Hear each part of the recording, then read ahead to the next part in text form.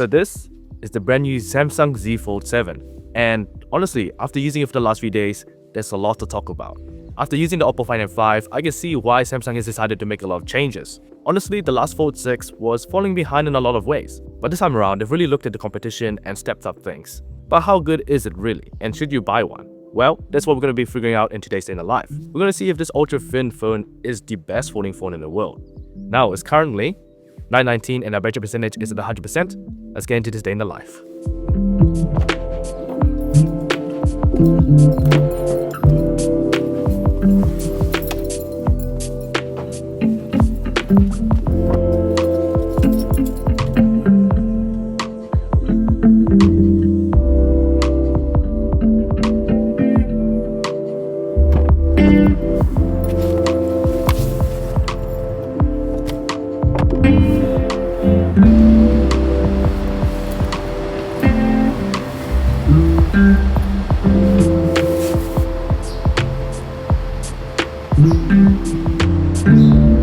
It's now 10:28 and our battery percentage is at 95%.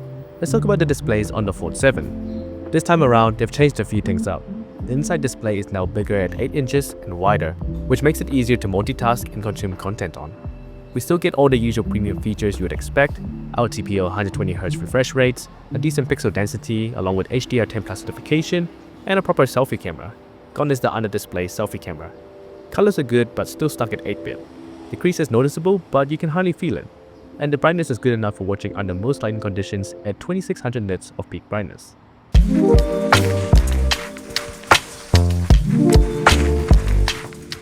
On the outside, we have a bigger and wider cover screen, which is much more usable than the previous generations of Samsung phones. It's 21:9, which is great for watching movies too, and I found myself using the cover screen a lot more than I initially expected. It's still pretty tall, even compared to other foldables like the Oppo Find N5. I'm still glad it's wider than ever. Altogether, the displays on the Fold 7 pack in all the usual technology you would expect from a premium foldable from Samsung, and is much improved over last year and deserves a solid A grade. There's still room to improve on when compared to other foldables that have better color and aspect ratios, but still the Fold 7 stands its own ground. So that's that on the display side. Ben, what is your battery percentage at? 28%. 28%. Well, I've got something for you, Ben. This is the Sharge Retractable 65, and we're going to quickly charge up your phone so you get more juice for the rest of the day. The Sharge Retractable 65 is one of the best chargers you can get for on-the-go travel, everyday carry gear, or just at home. It has a folded charge and retracted storage design, perfect for minimizing your desk setup or for quickly charging devices without messing around with the cables.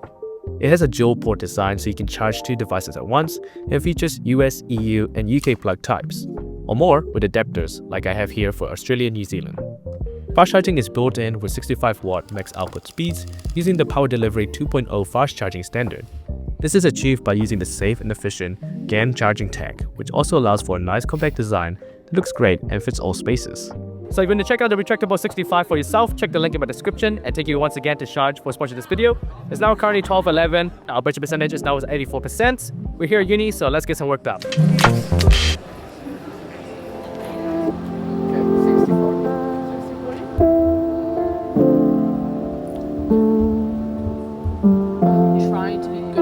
So bad. Alright, so it's now currently 1:19, battery percentage is at 75%. Now let's talk about the cameras on the Z Fold 7, which have been upgraded pretty heavily. Well, only on the main camera. The main camera has now been upgraded to a 200 megapixel main wide sensor, which is basically the same as the one on the S25 Edge and Ultra.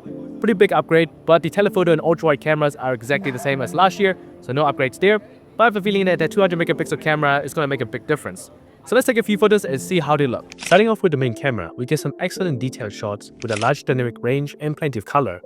Photos are sharp and have well-balanced tones, which is what you would expect from a camera with the sensor size, resolution, and processing abilities. On the ultra-wide camera, photos do look good too, but are a lot more over-sharpened with its lower resolution and smaller sensor size. The same can be said of the telephoto lens, which I believe is the same one on the base S25. Dynamic range and processing is good, but over-sharpened and with less depth of field thanks to the smaller sensor size. Portrait mode is a bit of a hit and miss, but can look good, and selfies are much better than last year's under-display cameras. But you can just use the main cameras with the cover screen and get far better images. Now when it comes to video quality on the Z Fold 7, you can shoot up to 8K on the main camera or 4K on the other cameras. Well, the video quality is actually pretty decent, and obviously it's nice being able to have the cover screen so you can see yourself while filming, so you get a bit more of a vlogging kind of aspect, which is very nice. And altogether, the video quality is good, as you can probably expect from most Samsung phones. When switching to the ultra-wide camera, it's still pretty decent, but obviously not the highest quality compared to Samsung's better alternatives like the Ultra, but still very good quality. So altogether, the cameras on here are pretty good. You are benefiting from that awesome 200 megapixel sensor, so you're getting pretty much the same quality from the main sensor as the Edge and the Ultra, but the telephoto and the ultra-wide are lacking in quite a lot of ways. Especially when you compare it to other phones like the S25, which has a periscope lens, the zoom quality on here does fall behind a little bit. But the video quality and everything else is decent, so altogether the Z Fold 7's cameras get a V+ grade. Anyway, time to get some study done. Catch you guys later.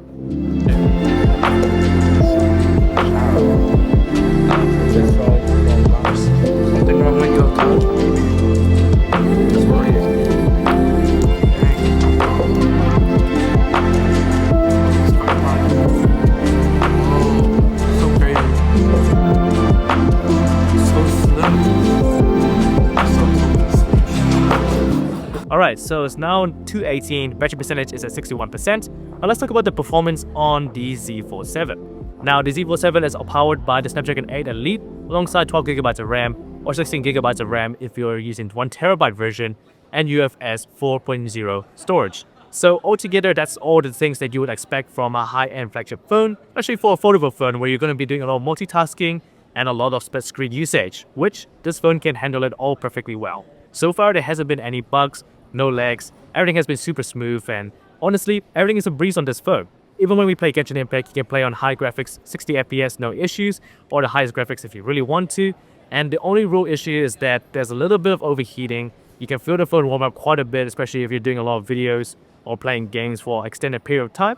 But other than that, if you're just doing a lot of multitasking and split screen usage, then there really isn't any issues. And altogether, the performance here is rock solid. Overall, the Z Fold 7's performance deserves an A+ grade. You can't go wrong with the Snapdragon 8 Elite. Alright, my next class is at a different campus at 2:40, so gotta catch a bus and get there now. Let's get going.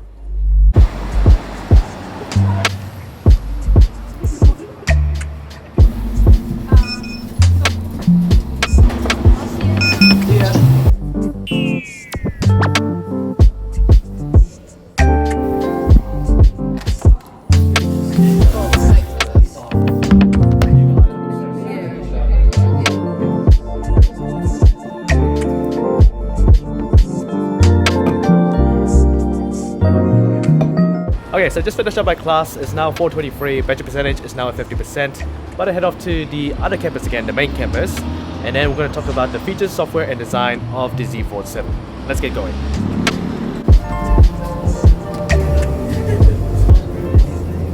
Okay, so it's now 4:42, battery percentage is at 47%, back on the main campus.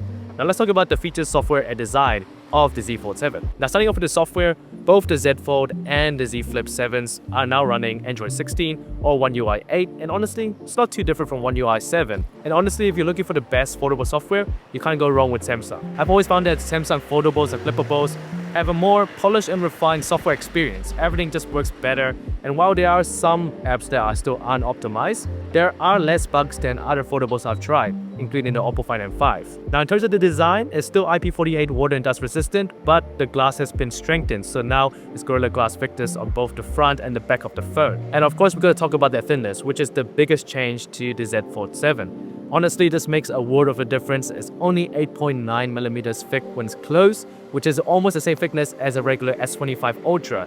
And when opened up, it's only 4.2mm thin, which is insane. It feels crazy to hold it. It's almost like using a normal phone from the outside and almost like an iPad when you open it up. Honestly, this is one of the most impressive things I've found about the Z Fold 7, but also not quite as impressive when you have factored in that the Find N5 already has those specs, and so is the Honor Magic V5, I believe. In my opinion, what was holding back foldable phones is definitely that thinness and the weight, which made it pretty much a big compromise over regular phones. But now that they've sorted those two issues out, this is much more easier to recommend to people since they don't feel too different from a regular phone. Other features include a side-mounted fingerprint scanner, which is decent. Still 25-watt charging, not impressive.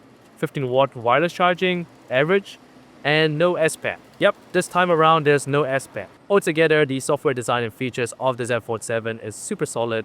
You get all the usual flagship feature specs and of course 7 years of software updates, but there are still a couple things that are, I guess, a little bit missing. Let me know what you guys think. What other features did you want to see on the Z Fold 7? Anyways, better catch up with some friends, get a bit more study done before heading off to dinner. Let's get going. Whenever you're over. No, you just want. Like this is on YouTube. Yeah. Soft chat. I'm not gonna wait for tomorrow. 99 plus. Heavy for high charge. Come 여러분.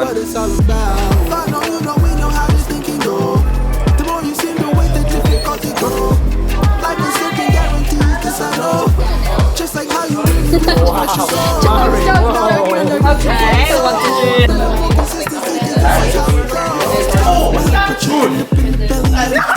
Alright, I felt like I'm finished later, what you don't. Tell me where can we go? Oh, tell me where can we go? Alright, so we've now finally made it home. It is now 10:40 and our battery percentage is at 2%. So now it's the end of my day in the lab test. It's time to take a look at the battery performance of the Z Fold 7 to see how it did throughout the day and wrap up my thoughts about the phone in general.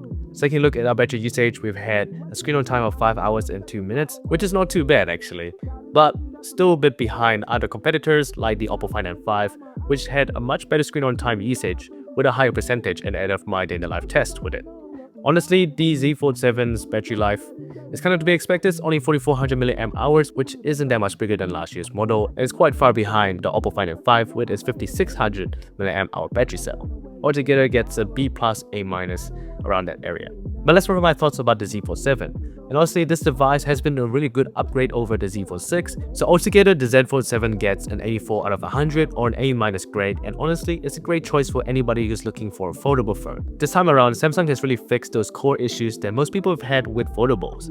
It's too big, it's too thick, the cover screen is unusable, and they've pretty much caught up to the competition. With the main 200 megapixel camera, you're getting amazing shots, but the telephoto and ultra wide aren't anything special. And also the battery life still needs a lot of work. But overall, this is still a great choice for most people who are looking for a solid foldable phone, especially if you're after that Samsung experience. Can't go wrong with the Z Fold 7. Anyways, I'm Upwards. If you enjoyed the video, make sure to subscribe to the channel, and I'll see you guys in the next video.